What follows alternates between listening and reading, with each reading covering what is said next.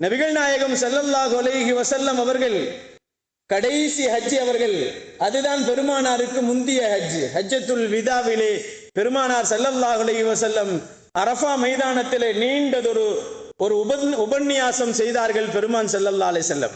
அந்த பிரசங்கத்திலே பெருமானார் ஸல்லல்லாஹு அலைஹி வஸல்லம் சொல்லுகின்ற நேரத்திலே, மனிதர்களே, நீங்கள் என்னை பின்பற்றினீர்கள் என்று சொன்னால், என்னை நீங்கள் பின்பற்றி வந்தால் வழி தவற மாட்டீர்கள், நீங்கள் வழி தவறாமல் வந்து விடுவீர்கள்.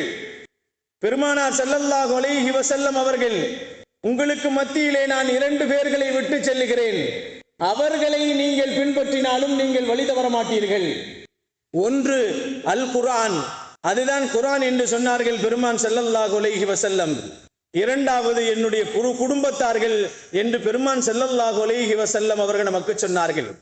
கண்ணியமானவர்களே, அல்லாஹ்வின் நல்லடியார்களே, நபிகள் நாயகம் ஸல்லல்லாஹு அலைஹி வஸல்லம் அவர்கள் காபாவினுடைய கதவை பிடித்தவர்களாக கூறினார்கள், யார் என்னை தெரிந்து கொண்டார்களோ, என்னை தெரிந்து கொண்டவர்கள், யார் என்னை கனவில் பார்க்கிறார்களோ, நிச்சயமாக என்னையே அவர்கள் கனவில் பார்த்து விட்டார்கள்.